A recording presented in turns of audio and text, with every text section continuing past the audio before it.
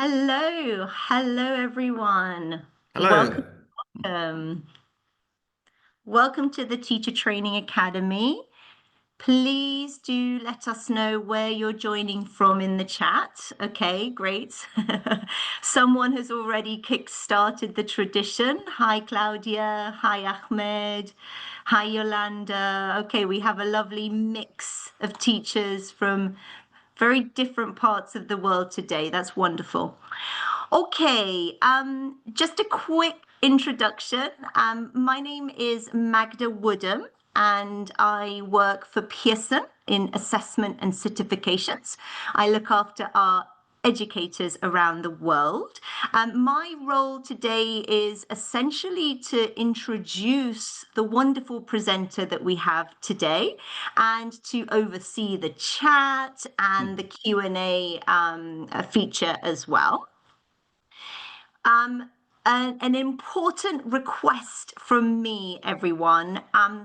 We are going to use the chat today, but please put any questions into the Q&A. I'm going to be looking at that Q&A throughout the webinar, so I will be able to respond to you privately if necessary, and then I will cherry pick the best questions for a Q&A session at the end of the webinar with Camille. Okay. So a little bit about the Teacher Training Academy. Most of you, I imagine, have attended sessions previously, but we do have today's webinar and then two more in 2025. Can I just confirm with you around the certification process? So if you attend all the sessions within a block, so currently we are in the Provoke block of 4 webinars. If you attend all 4 sessions, you receive a certificate of completion. However, over the course of the year, if you attend 7 out of the 11 sessions, you receive a final certificate for academy completion and also a Credly badge. Okay, I will repeat this at the end of the webinar, but I noticed that there were a lot of questions last month around certification, so that's why I just repeated it to you. Okay, so let me introduce now today's session. Thank you, Camille. As you know, at Pearson, we offer a portfolio of English language assessments and certifications to support teachers and schools throughout the learner journey. We have essentially lots of different language tests. Today's webinar is going to focus on one specifically. It's called the Pearson English International Certificate. For short, some people call it the PEIC. We have a young learner version as well. And today, Camille is going to focus on one task type specifically called read and write. Now, for those of you who are already preparing your students for the Pearson English International Certificate, you are going to find this session incredibly useful. For those who don't teach, you will still get a lot from this session because Camille is going to talk to you about reading and writing skills and activities that you can use in the classroom. Okay, so there's, I hope today, a little bit for everyone. Okay, so without much further ado, I'm going to hand over to Camille now, and I'll see you a little bit later on in the webinar. Over to you, Camille. Good. So it's good to have you at my webinar.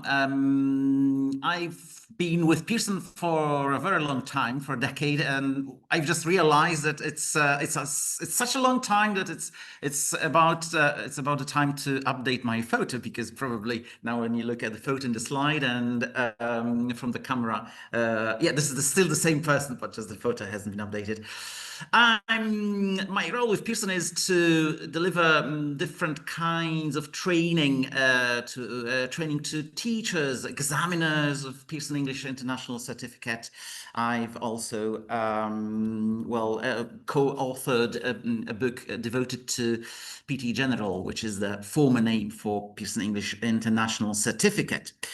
Um, and today, as Magda said, we will be focusing on one task especially, that is called read and write, or read and then write. That's the name. And the points on the agenda that we have here today, I'd like to start discussing the issue why texts matter at all, right? So that's the first point. We'll talk about reading in general a little bit.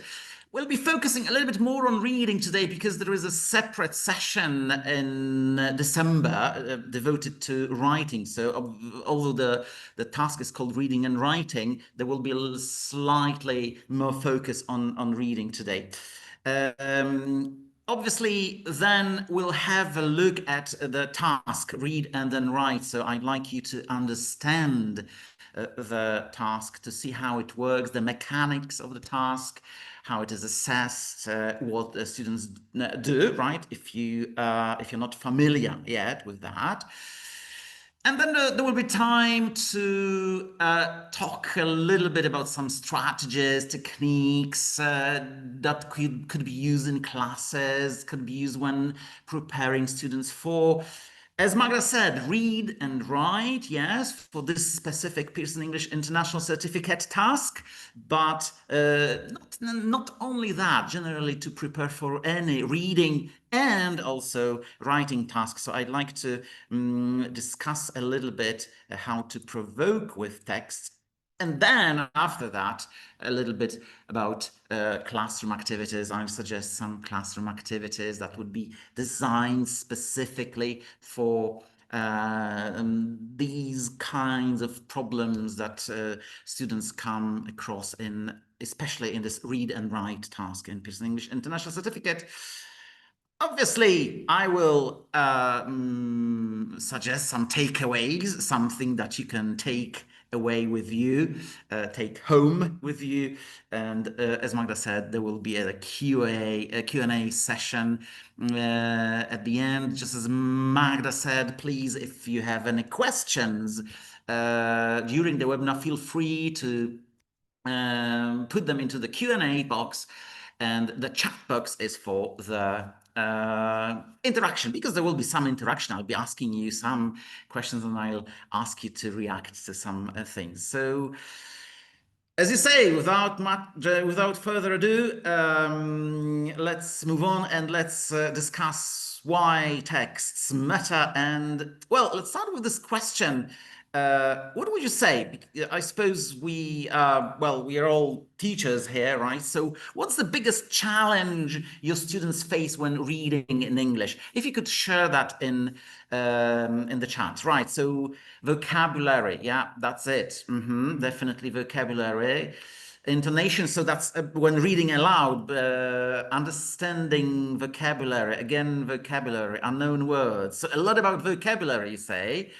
Shy to read, that's interesting. Right, structures from Valley, so grammar as well. Comprehension from edits, right? So comprehension is a very broad term. The length of text, that's a good point. Thank you, Fleur. That's a very good point, because I want to share my impression from my teaching practice in a moment, what I find most challenging for my students. Linkers. Okay, we're going to discuss linkers today. Translating, that's an issue. Thank you, Umutkan. Translating everything, that's a problem. So the students want to decode rather than understand the text. Okay, they don't even read in their native language. Gizem, that's a great remark, right? Thank you very much, because this is what I feel as well, that reading recently has become a problem, not only in the second language, in the foreign language, but also in the native language. Right. As I said, I wanted to share. Thank you for sharing your ideas. Well, probably we have the same experience, and we share a lot of observations because in this globalized world we experience the same issues with our students all over the globe. I wanted to share my the list of my top challenges, right? So something that they find difficult, and why they fail when reading texts in English, right? Obviously. Although some problems are the same for, as you said, some problems are the same for the native languages. So strategies, right? They don't apply strategies to the reading, and so they don't use any prediction, inference, summarization. Uh, reading is just decoding, right, rather than meaning making, something that some of you signaled, right? Exactly. For example, translation. So I can observe many students, especially these days when you have this well, automated translators so easily available. They just want to translate, especially word for word. So they want to decode rather than make the meaning, right? So that's the first on my list. Then they get lost with the structure and organization of the text. This is my experience. So recognizing paragraph structure, main ideas, missing some signal words. And I think this might be the issue also signaled by you. Thank you for that. That it's general problem of reading that students generally read less and less, not only in their second language but also in the first language. So they have those basic problems because they focus. What they read are short forms, right? This will be short social media posts mostly, where there is no text organization really, paragraphs, linkers, or signal words. They lack those elements, those strategies. Motivation and engagement. I was wondering where to put it on my list, whether maybe that should be number one point on this list. I'm sure that when you come in class and you say, "Okay, let's read something today," very often you get this reaction that, "Oh, right, again, right, this is such a long text, right? We prefer talking rather than reading." Reading tends to be perceived as some boring activity for them. And obviously, somehow on top of that, this text length that somehow discourages them. Long passages overwhelm them. They lose focus and they skip important details. So this is my experience, and as I said, my experience is that when I have to read something with students, and when we do some reading comprehension, these all points play a role. So I always wonder, do we have to read? I mean, do they have to read? Why do they have to read? Because most often I get this reaction: "No, we don't want to read. This is too long. This is too boring. I don't understand that." So do they have to read at all? And why do they have to read? What's your reaction? Have you got any remarks here to show why they have to read? Why reading matters? And if you could, yes, they do, right. But broaden views, broaden the horizon. Okay. Enhancing vocabulary, cognitive abilities, absolutely. Stimulating imagination, improving comprehension. Well, critical thinking skills, absolutely. So, vocabulary. So, obviously, this vocabulary comes back here, and critical thinking. Yeah, absolutely. So these are some arguments I give to my students. I teach mostly students in their late teens and early 20s. So Well, you have to read because, well, quick consumption does not promote critical thinking, right? So when you read, you learn critical thinking. You learn thinking as such, right? You also have to get ready for your future career, for exams, for jobs, for some real tasks that where you have to read longer documents. Obviously, there is this cognitive development, right? Building memory, attention span, reasoning, things like that. And you mentioned that vocabulary, right? Grammar, vocabulary. You learn language. This is last but not least, obviously, you learn language. So reading, although I'm sure you experience that reading, although not liked by students that much these days because they don't like long forms, still matters and still is important. And well, I do believe, right, we should try hard to help our students become better readers.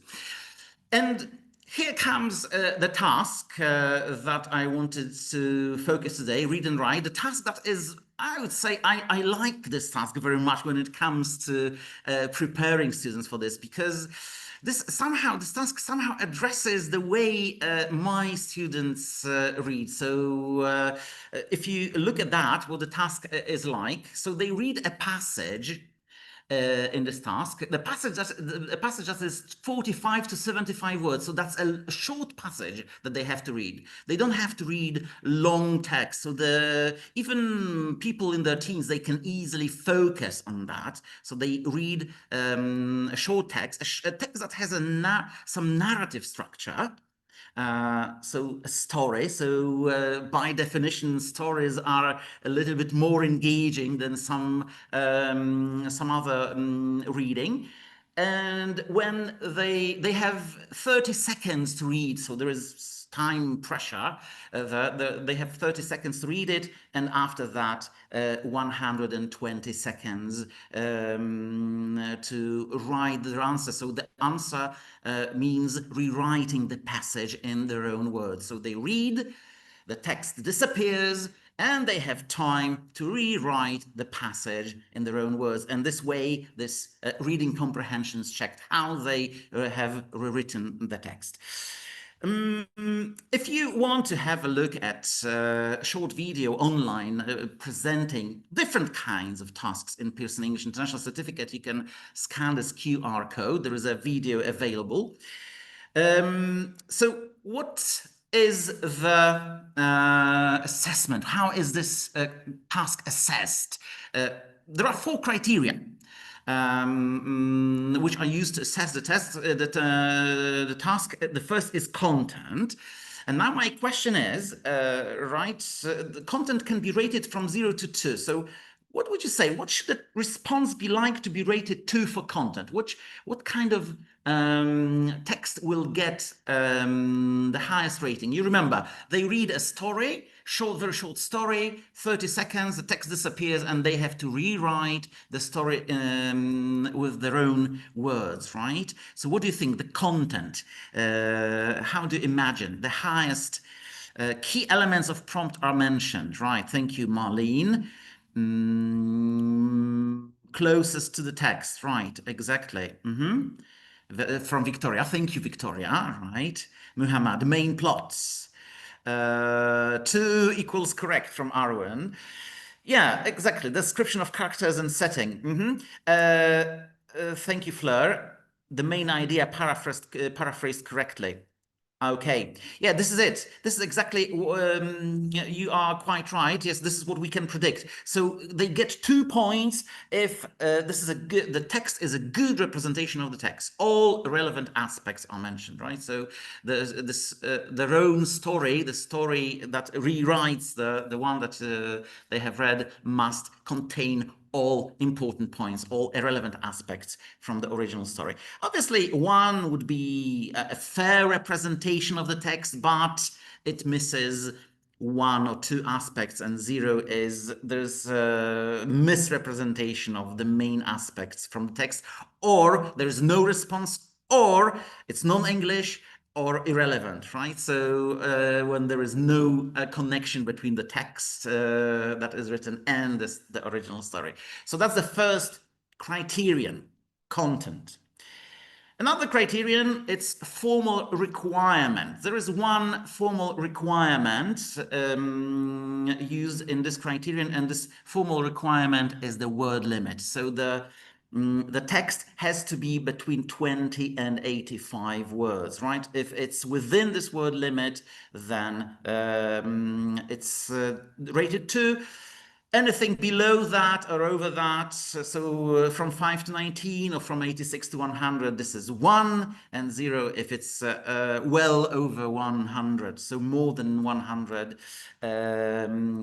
or below 5 points. So that's formal requirement, assessment criterion number 2. And assessment criterion number 3 would be grammar, which is obviously clear, right? So the best grammar is, well, correct grammar, simply speaking, correct grammatical structure. Rate 1 is, well, some grammatical errors, but no hindrance to communication. So the message is communicated, but with some grammatical errors. Obviously, 0 is that it's so defective, the structure, grammatical structure, that there is practically no communication, right? Or there is no response.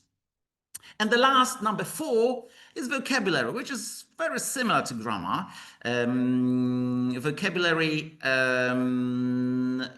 which, well, if it's correct, good, appropriate choice of words for the story, it's 2. The middle rating, I would say, number 1, it's some errors, but no hindrance to communication. And 0 is obviously a defective word choice, right? So no communication possible, or there is no text, obviously. So there are 4 criteria used to assess the text. And now I'd like to have a look at a sample response, right? So we have this story of Maria that sobbed in the cafe, right? So this is a story that students read. It was her dream to attend drama school, but her audition had been unsuccessful. Then she is talking on the phone. She's emotional when she hangs up. There is a customer who proves to be a director of the theater director, right? And offers her a job. So that's the story, the original story. And now this could be, well, could be rewritten in the same, in this way that you can see below. So if you look at this, then the comment from the examiners might be that the text demonstrates clear understanding of all key ideas, right? So when you compare the two texts, the original and this rewritten, the students' text, they have the same key ideas. So Maria in a cafe, sobbing, right, let's say, emotional, talking on the phone, and then getting a chance of audition. The response length is 74 words, so this is within required range, right? So that's obviously good. The response, when you look at it, is concise and complete, and grammatically accurate. Vocabulary is appropriate, and effective paraphrasing conveys ideas, right? So look what is happening here, something that I mentioned. So good response will prove that they know how to paraphrase, how to use synonyms, how to paraphrase structures. And so Maria sobbed is paraphrased into she felt extremely sad, right? Or the customer, asked her to attend an audition. He offered her the chance of an audition, right? So there are a lot of examples of good paraphrasing, and good paraphrasing means good result in this task. So how to, what to do, how to help our students? So there are some basic things that we always have to remind our students when it comes to this specific task. Um, they have to read carefully and understand the main idea. There's no sense memorizing. There is no time to memorize the text in any way. Although it's a short story, no longer than 75 words, but still they have to understand the main idea, what's going on, the narrative structure of it. When they recreate the text, the story, they have to use their own words, right? When they write their own paragraph. They need to check the word limit. You remember, it should be between 20 and 85 words. They should focus on some details in the text, the most important details, use a range of complex grammatical structures and demonstrate lexical change. So they have to show off the grammar, show off the vocabulary, and check for small mistakes. Obviously, if there is time, a little bit of proofreading won't do any harm, obviously. So yeah, that's the last but probably not least. So I'd like to have a look at some strategies with which we can provoke our students a little bit. So texts can be used to provoke. What I mean by provoke is somehow cognitively engage with the text or cognitively develop, right? And some strategies that will help them deal with text, with those short texts that they have to deal in the task. But at the same time, I use these techniques with any text, especially short texts. I want to have a look at some strategies that could be used here. So there's a question from Valley. How do you instruct this text? I understand that you mean that they, in this task, in the exam, during the exam, they simply see the text in the screen and this text disappears after 30 seconds. That's the idea. So they have very little time to read it. So how can we provoke with texts, short texts? How can we make them engage with texts? Just a little bit about it. Some important strategy that will help you get students engaged is I like this, I call it something like micro note taking, because in this task you cannot take any notes, right? They have to just read a story and remember that. So I use this technique with my students that helps them create some mental anchors while reading a text. So they store key ideas or keywords, just like some invisible bullet points. There is a question from Ivana about the word limit, 20 to 85. We're talking here levels from B1 to C2, right? So we are focusing on higher levels today. So these micro notes taking, these are some mental notes that you take, and I always tell my students to use for this invisible bullet points their hand for some visualization. And then when you read, right, look at your hand and then associate the main topic, the main idea with your thumb, and then the index finger, the first detail, and then the second, right, until you get the little finger, for example, right? Well, maybe you don't need all 5 fingers, but you have only 3, let's say, supporting ideas. But the hand is very good tool for this invisible bullet pointing, as if to say. So if you look at this text here, right, look at it and let's try to do some micro note taking with this text. So Mr. Palmer inherited an old piano. Have a look at it, and I will suggest some points, but I will ask you about one finger, what to assign with one finger. So have a look at this text, Mr. Palmer. Read it for a moment. Yeah, we will do some reading today. Because we're talking reading and writing, right? So there will be some reading. Just fortunately, very short text today. So the main point would be, yes, inheritance. Thank you for that. Clyde Milson, right? That's the main point, right? That's the main topic in the inheritance. Then after that, well, we could say renovation of the piano, then discovery, then investigation, right? So you can associate that. Remember, they have 30 seconds to read this text, right? And they have to quickly make some bullet points. And what about the last one? Can you assign the little finger to an idea? So I'm waiting in the chat for some ideas.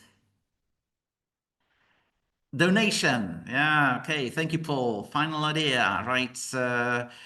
What would it be? So the main point is inheritance, the main topic. Then we have supporting ideas, renovation, discovery, investigation, and fund, reward. Right. Thank you. Right. Obviously. Yeah, we could go. Definitely, the final idea here, the little finger could be assigned to an idea of scholarship, for example, right, or reward, just as you said, donation. Yes, exactly. So this is how this micro note taking works, and I use that with my students. Especially, it's good for those stories, something that has narrative structure, but not necessarily. But it's definitely good for read and write in Pearson English International Certificate. Chunking, another way you can provoke, you can make students engage with the text when you ask them to chunk, right? So they do not look at the text as a whole, but you can reduce the cognitive load by teaching them to break the text into 2-3 logical parts and identify topic sentences, supporting details that will help divide into 2-3 logical parts. And if you have a look at this text, if you just go quickly through it, if you skim through it, so can you break the text into 3 logical parts? So a text about Sarah, who lived in some beautiful countryside. And right, so she decided to move to a congested city someday. So what about 3 logical parts here? All right, a little bit of reading again.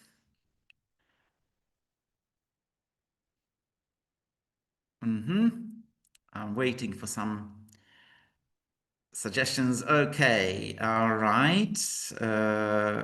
Zainab has just joined us. Hello, Zainab.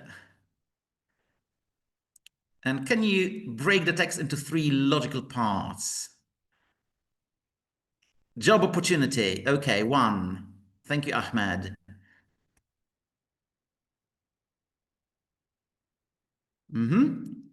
Life in the countryside, moving. All right.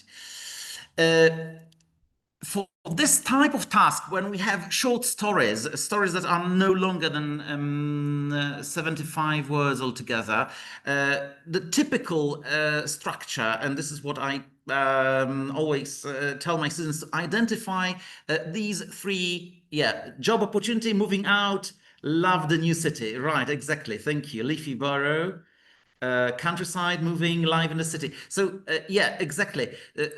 As many, all your suggestions, they actually boil down to these 3 elements: situation, problem, and resolution. Right. So this is typical structure in most texts in read and then write. When there is a short story, there will be some background, some situation, then some problem arises, and there is a resolution. And when they have this structure, when they chunk the text into the structure, it's much easier to understand the narration, the narrative of the story. Another way to get them engaged with the text, to provoke with short text, is putting some time pressure here. It's good to make them, if they get used to reading some text under pressure. Obviously, it's not always that you have to, in real life, you don't always have to read under pressure, but definitely in exams. So this is something that will help give them extra motivation and extra, I would say, skills to deal with text if they can do it under pressure. So have a look at that. You're going to have let's see how it works, right? How this task works. You're going to have a 30 seconds to read a text. There will be this bar, right, showing the time elapsing, and see how you can do it. So you have 30 seconds, and in 30 seconds, I will ask you three questions about the text. So have a look at it. 30 seconds, read it. So, time is ticking here.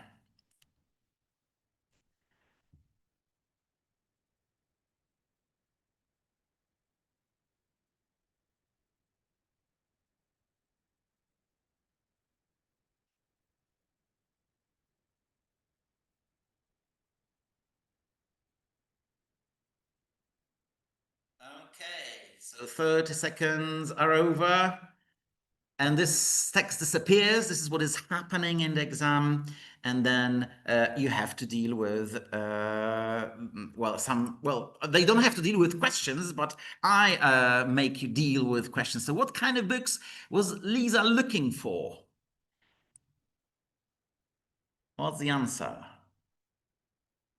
Okay, school books. Yeah, textbooks. All right, good. Right, fantastic. Books for the new term. Okay, you're so good. So 30 seconds is not that bad. Let's see who was in the bookshop.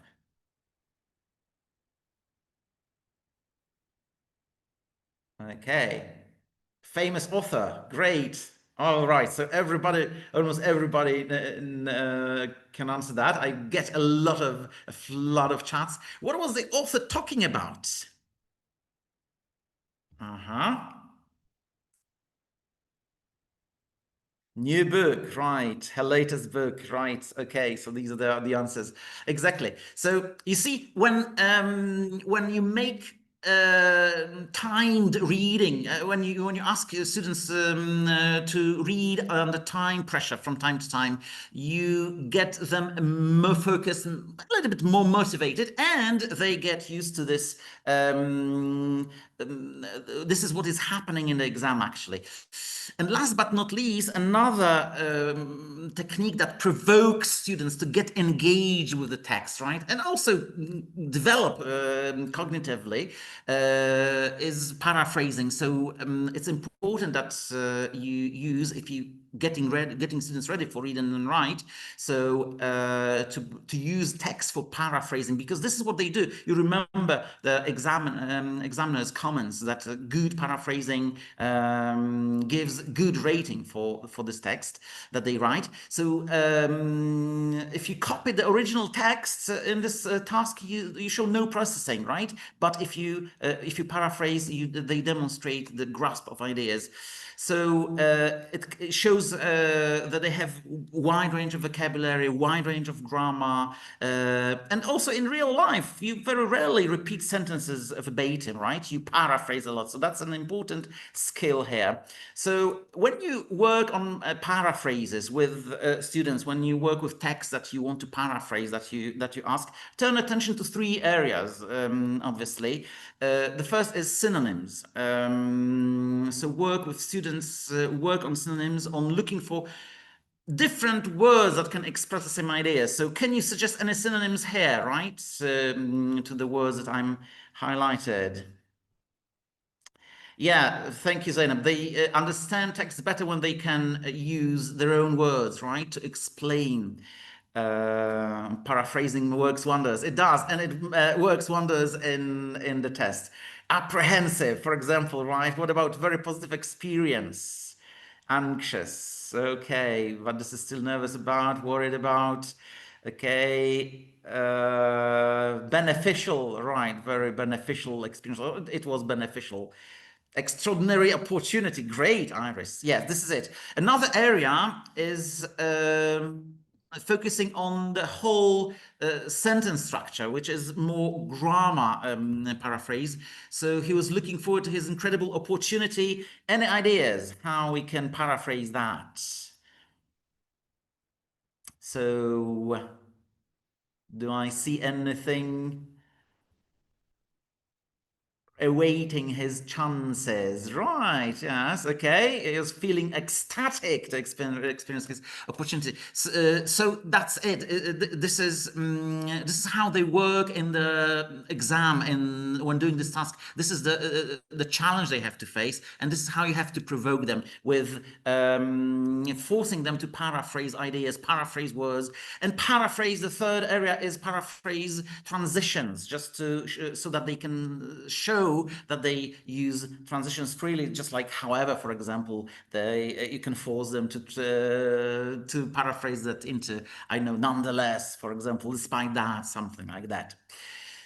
Right, so just a few classroom activities that I suggest that will use these strategies, these techniques with which you provoke students to get engaged with the text.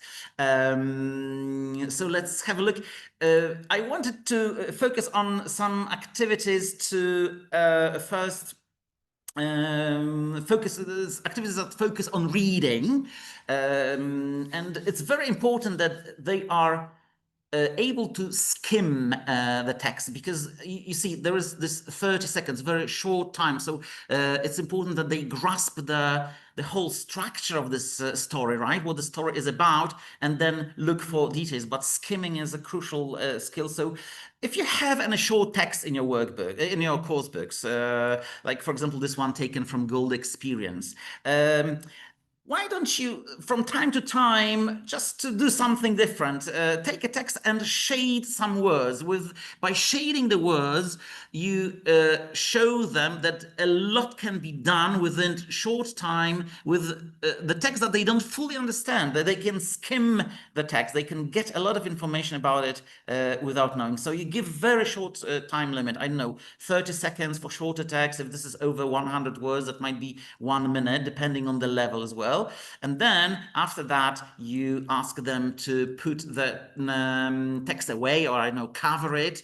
And so they have very limited time. They have shaded words in the text or phrases.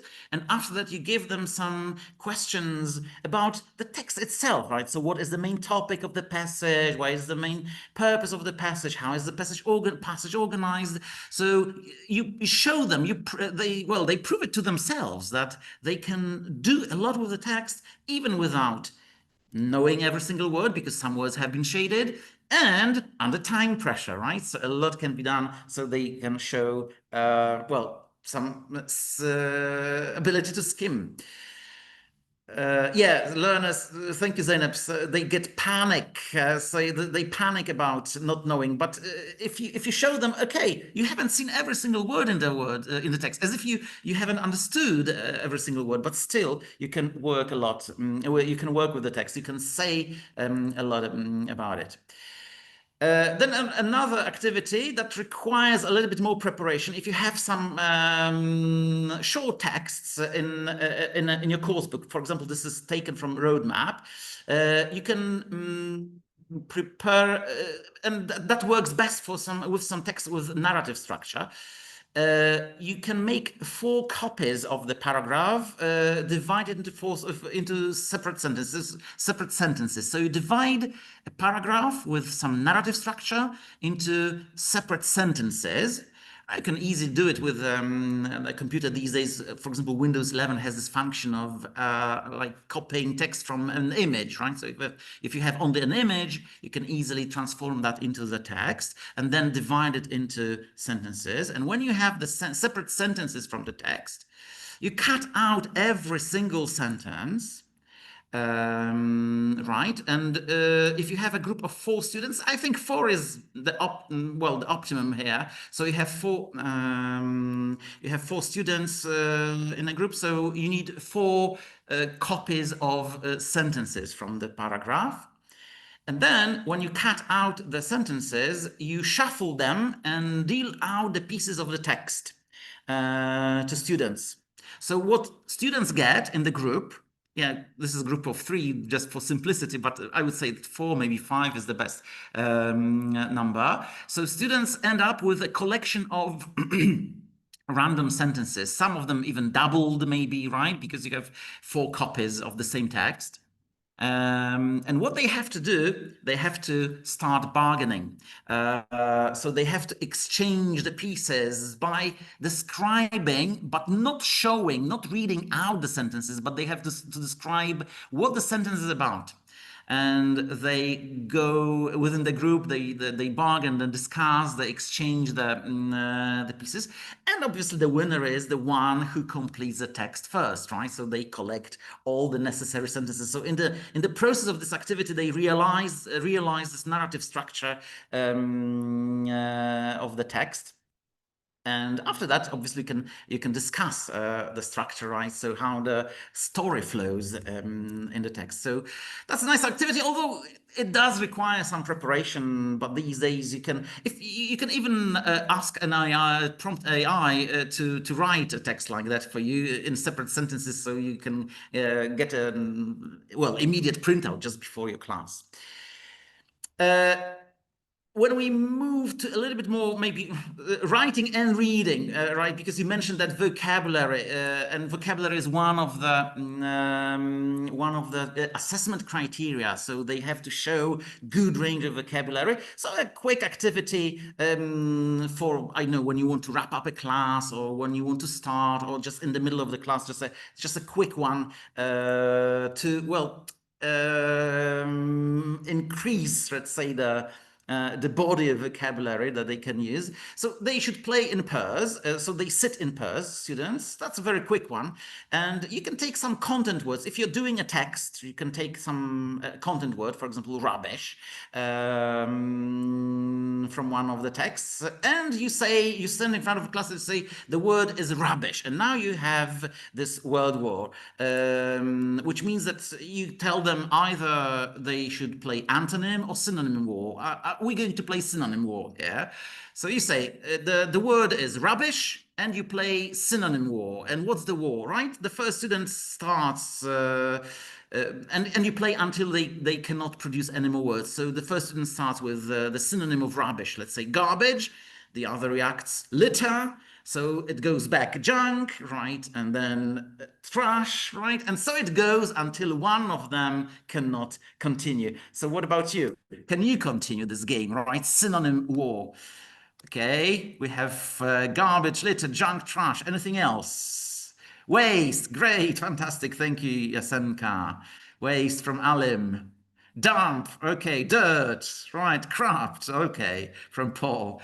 So that's a quick activity, obviously, and this way you can simply work on some synonyms, which is crucial if they have to rewrite a text. And a little bit for writing, if you write, it's important that when they read a text and then they recreate a text, when they rewrite a text in the exam task, it's important that they can identify keywords and work with the keywords, because if they identify and they remember the keywords, it's much easier for them to then rewrite the text. So bring to class a number of, a few 70, more or less 75 word stories, so more or less the same length as they have in the exam. And each student should get one story. So this is a story just for them. You can create such stories on your AI machine, right? Or you can prompt AI to produce a few 75 word stories. And each student gets a text, a story, and from the story, they select 10 to 15 most important words, and they take them down, they write them down.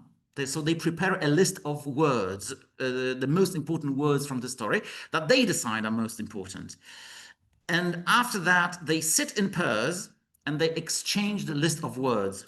So what they get is they get a list of 10, 15 most important words from the story, from my partner's story. And now you have to recreate the partner story. So you have the words, right? You know these words are the most important ones in the story. Now, what is the story, right? Obviously, that's some fun, right? When they compare the stories, then you can discuss why the stories are different, right? In what way they use the keywords in a different way. Obviously, you can monitor that. So, any suggestion? Maybe you can suggest some keywords when you look at the story. What would you suggest? What would you put on your list if you got such a list? Look forward, right? Techniques, right? Cookery calls, maybe just to direct our partner, right? Exactly. So this is what they do. They prepare the list of most important words, and the partner recreates the story. So that's an activity with which, well, they get prepared for read and write in the exam, but also obviously they can do a lot of writing with that. And one more, last but not least, story transitions, I call it, right? So again, you have to prepare five separate sheets with an opening sentence for a story. It's exactly the same opening sentence and on every separate sheet, just as you can see here, right?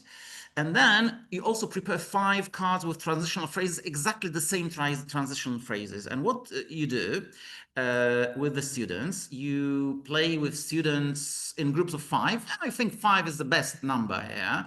They sit in a circle, and each student gets one opening sentence.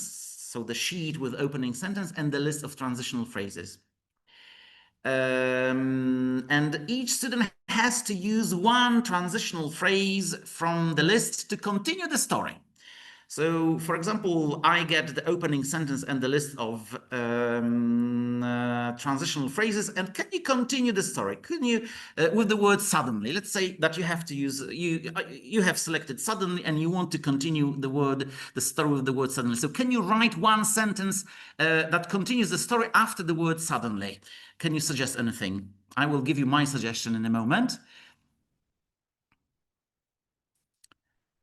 Suddenly she realized she didn't have her umbrella. Great. Thank you, Mariana. That's great. Yes, absolutely. Suddenly the sun appeared. Great, right? Suddenly a car stopped in front of her, right? Yeah, my suggestion is if, right, to make it a little bit dramatic, suddenly her phone buzzed with a message that would change the course of her day. Right, and in a circle, right, this is how they go, right? So they have to use one transitional phrase and continue. I mean, write one sentence that starts with this transitional phrase, and then they have to cross out the transitional phrase, which means that nobody else can use the same transitional phrase. And so they continue and they build up a story. Obviously, each story is different, and we have a collection of great stories. So the sheets circulate in the group. Good. So just a few takeaways just to leave you with, to sum up a little bit what I've been talking about. Well, what we said at the beginning, even in a social media driven world, students need some deep reading skills, or generally reading skills, because this is they want to succeed in the world of work, in the world of university, right? So and also for critical thinking.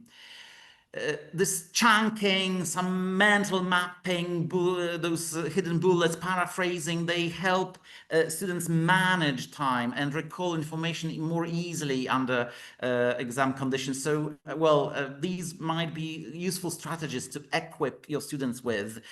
Synonyms, sentence restructuring skills, paraphrasing generally, right? They will help students to copy rewrite the text without copying the text, which will help them get better results, especially in this read and write.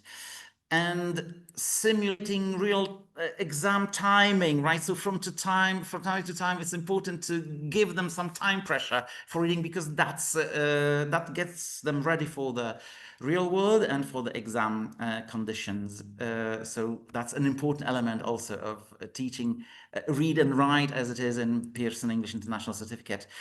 So for the next 2-3 classes, yeah, that's your homework. Let's say chunk one text by asking students to divide any reading text into 2-3 logical parts. Right, so that's a task for you. Require students to paraphrase one or more sentences from a reading comprehension text that you're going to do in your class.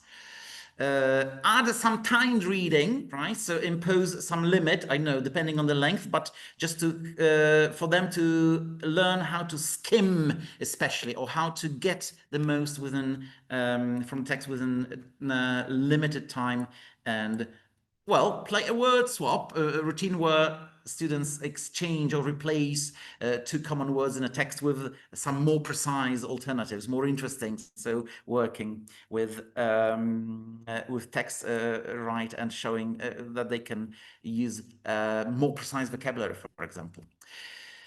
Okay, so if there is anything, I hope that yeah, Magda was monitoring Q&A box, and she kept answering some of your questions here. And if there are any questions, right, we can Great. Yeah, just. go ahead. So, I did answer lots of questions privately, but there are two that I would like to deal with live. So, Camille, I'll throw those at you in just a second, just to clarify a couple of things, everyone, because it's come up a few times.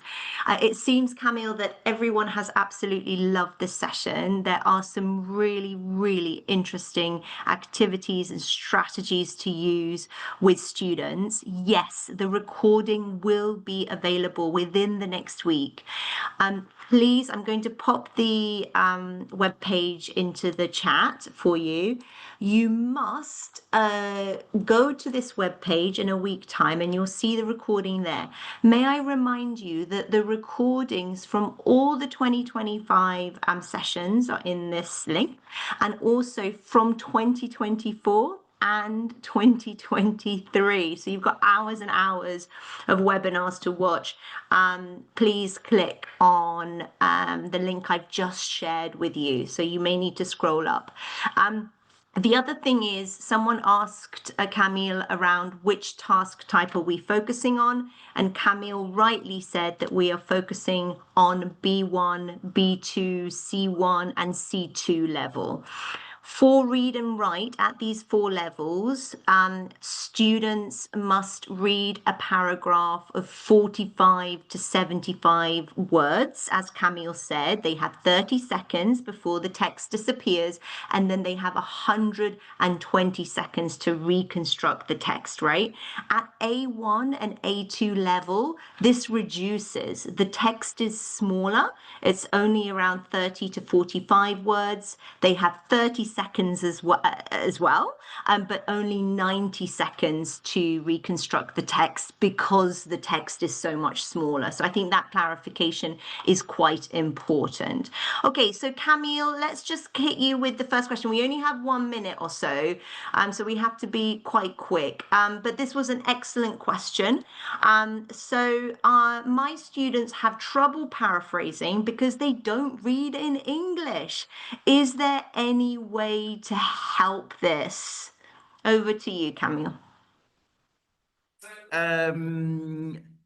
My students don't want to read in English either, right? So most of them as such. So what I try to do, first of all, I always try to, when I start new group, for example, I always try to get to know what interests my students, and I try to adjust reading. So sometimes I give up some course book, for example, reading text, because I know this is not within their interest.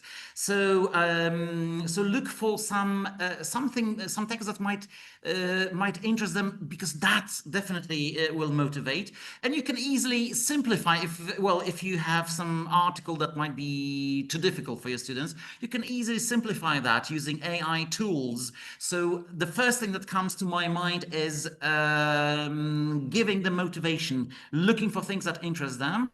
Another thing I would say, something that came up at the beginning, that the length of texts can be discouraging. So if you try For example, reading the text in some shorter parts, like paragraph by paragraph. So let's have a look at this paragraph and let's discuss that. And after that, another paragraph, or even half a paragraph. So dividing those long texts into shorter ones, that also helps. Just the first two things that come to my mind just for this last minute. But yeah, I mean, everybody faces this, right? That students don't want to read, and that's becoming, in my experience, that's becoming worse and worse. And we have to look for new methods to help them.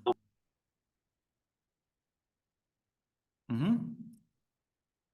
Okay, yes, you may Okay. have heard some background noise. I was just Uh, answering Matthias' question. He wanted to get the QR code again. So, Matthias, I'm just answer for you privately, and that is the direct link to the QR code that mhm. Yeah, the video, the short video that presents the whole examination, right? Yeah, Uh, exactly. mhm. That was the one. And then finally, I know we have 1 minute, but I really want to answer Hakim's question because he submitted it really early on. We don't have time to go through all three, but how can we build students' confidence in reading and writing in the age of AI, right? And one thing I think is just if the student senses that you are super excited and love reading and enjoy writing as well, they're going to feed off that motivation, excitement, and confidence from you. But Camille, just one final tip: how can a teacher build a student's confidence in reading and writing in the era of AI? I would say that when you talk confidence, confidence is built on successes, right? So if you somehow, because AI, right, do not give them this, will not give them this positive, really positive feedback. So this is the teacher that can somehow emphasize and show them the tiny successes. You see, okay, you have managed, that's great. You understand this paragraph, right? You understand these words. You see how you're progressing. So engaged and teacher that shows them the successes might be one of the answers, because a human being will be the answer, right, to this AI issue, I would say. Wonderful. Okay, thank you, Camille. Mohammed, Alexandra, thank you for your questions. We don't have time. Next time, submit them a little bit earlier. That would be my advice. Camille, can you go to the next slide and I will just wrap Mhm. up? Apologies, we have run over by 1 minute, but I do want to say that in about 24 hours, Zoom will send you a thank you email with a link to our survey. It's really important for Camille and I to understand what you enjoyed about today's webinar and where we can do better. So please do fill that in for us. And of course, sign up for the next webinar in November now, nearly the end of the year. And remember, as I said at the beginning, you must attend all 4 of the Provoke webinars to get a certificate, and 7 out of 11 of the webinars throughout the year to receive your Academy certificate and the Credly badge. But again, in November, I will reconfirm all of this so you remember. Okay, the next session is on listen to the conversation, which is, of course, another task type within the Pearson English International Certificate. For now, thank you very Thank much you. to Camille. We've loved having you, and see you in November. Bye, See everyone. you. Thank you. Bye bye.